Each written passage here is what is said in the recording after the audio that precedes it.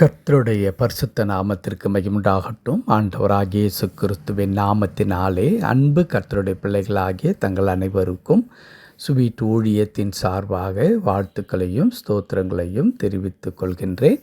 சங்கீதங்களின் புத்தகம் 55ஆம் சங்கீதம் 22வது வசனம். சங்கீதம் 55 வசனம் 22. கர்த்தர் மேல் உன் பாரத்தை வைத்துவிடு, அவர் உன்னை ஆதரிப்பார். கர்த்தர் மேல் உன் பாரத்தை வைத்துவிடு, அவர் உன்னை ஆதரிப்பார். என் அன்பு கடவுளுடைய பிள்ளைகளே, யோவான் நற்செய்தி நூல் 15ஆம் அதிகாரத்தில் ஆண்டவராகிய இயேசு கிறிஸ்து திராட்சை செடியாகவும் நம் அனைவரும் அதில் இணைந்திருக்கின்ற கொடியாகவும் ஒப்பிட்டு அந்த அதிகாரம் முழுவதும் ஆண்டவர் பேசியிருப்பார். அதில் மிக முக்கியமான ஒரு வார்த்தையை ஆண்டவர் குறிப்பிடுவார். அது என்னவென்றால், என்னால் அன்றி உங்களால் ஒன்றும் செய்யக்கூடாது என்று எழுதியிருக்கும். என்னை அல்லாமல் உங்களால் எதையுமே செய்ய முடியாது. என்னை தவிர்த்து விட்டு நான் இல்லாமல் அல்லது நான் செய்யாமல் நான் கொடுக்காமல் உங்களால் வாழ்க்கையில் எந்த ஒரு காரியத்தை நீங்கள் பெற்றுக்கொள்ளவோ செய்து முடிக்கவோ முடியாது என்று சொல்லப்படுகின்ற அந்த வார்த்தை மிக மிக முக்கியமான ஒரு வார்த்தை. பல நேரங்களிலே அவைகளை நாம் கருத்தில் கொள்வதுமில்லை. அவற்றின் மூலமாக ஆண்டவர் நமக்கு என்ன சொல்லித்தர விரும்புகிறார் என்பதையும் நாம் சிந்தித்து பார்ப்பதில்லை. பல நேரங்களில் கடவுளுடைய பிள்ளைகள் தங்களால் இயலாத காரியம் என்பதை உணராமல் தங்களை உருவ குத்தி கொண்டு கண்ணீர் நிறைந்த வாழ்க்கையோடு கூட அவர்கள் கடந்து போய் கொண்டிருக்கிறதை நாம் பார்க்க முடியும். ஆண்டவர் மிக அற்புதமாய் சொல்லுகிறார், என்னால் அன்றி உங்களால் ஒன்றும் செய்யக்கூடாது. அப்படியானால் என் வாழ்க்கையில் நான் எதிர்பார்க்கிறதான விடுதலை, எதிர்பார்க்கின்ற ஆசீர்வாதங்கள், எதிர்பார்க்கின்ற மாற்றங்கள், எதிர்பார்க்கின்றதான நன்மைகள் எப்படி உண்டாகும் என்றால், அதற்கு தான் சங்கீதக்காரன் மூலமாய் பரிசுத்த ஆவியானவர் ஒரு அழகான வழிமுறையை சொல்லித் தருகிறார். அது என்ன? கர்த்தர் மேல் உன் பாரத்தை வைத்துவிடு. கடவுள் மீது உன்னுடைய எல்லா கவலைகளையும் பாரங்களையும் வைத்துவிடு என்று பரிசுத்த ஆவியானவர் நமக்கு ஆலோசனை சொல்லுகிறார். என் அன்பு கடவுளுடைய பிள்ளைகளே, நான் சீர்படுத்தி விடுவேன், நான் மாற்றி விடுவேன், நான் முடித்து விடுவேன் என்றெல்லாம் முயற்சித்து இறுதியாக மிஞ்சி இருப்பது என்ன?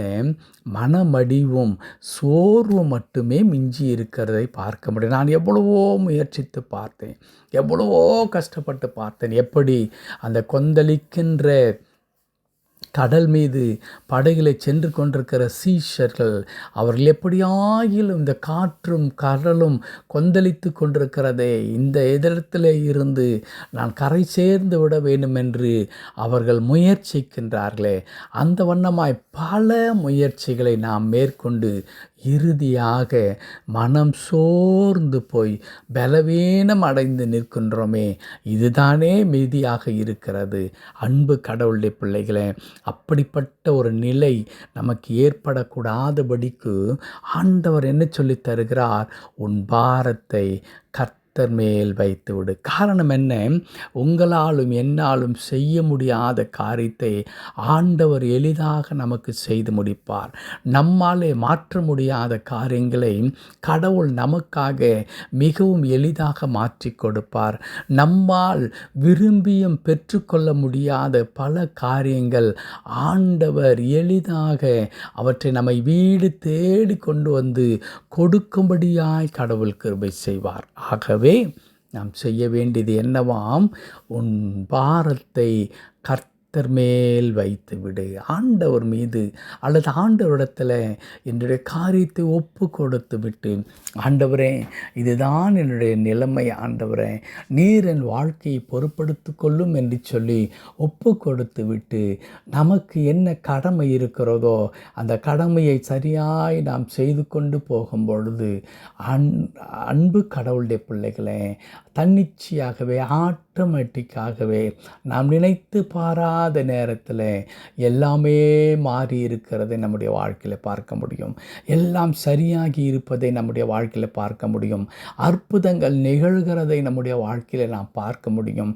எப்படி கடவுள் அதை பொறுப்பெடுத்துக் கொண்டு ஆண்டவர் அற்புதமாக அதை நிகழ்த்தி காண்பிக்கின்ற ஆண்டவராக இருக்கிறார். அதனால தான் அந்த வசனத்தினுடைய அடுத்த பகுதி சொல்லுகிறது, அவர் உன்னை ஆதரிப்பார்.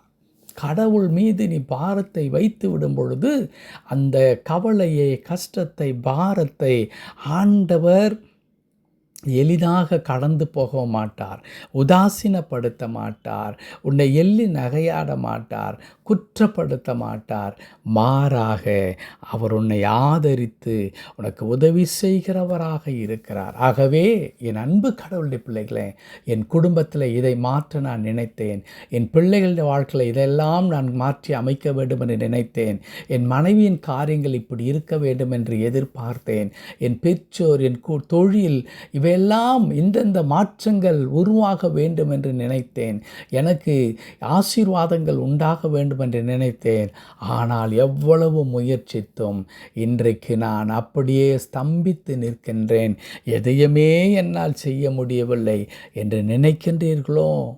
கடவுளுடைய கரத்தில் ஒரு வார்த்தை சொல்லுங்களேன், ஆண்டவரே, இது என்னால் சுமக்கக்கூடாத பாரம். இதோ நீர் என்னை நேசிக்கிறீர்.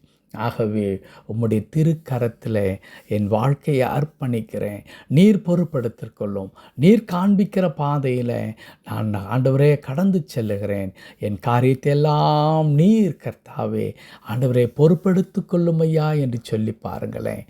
இதுவரையிலும் உங்களால் செய்து முடிக்க முடியாத அநேக காரியங்கள் மிக மிக மிக எளிதாக முடிகிறதை பார்க்க முடியும். கர்த்தர் அப்படிப்பட்ட அற்புதத்தை செய்வார். ஆகவே அன்பு கடவுளுடைய பிள்ளைகளை தேவனுடைய திருக்கரத்தில் ஒப்பு கொடுங்கள்.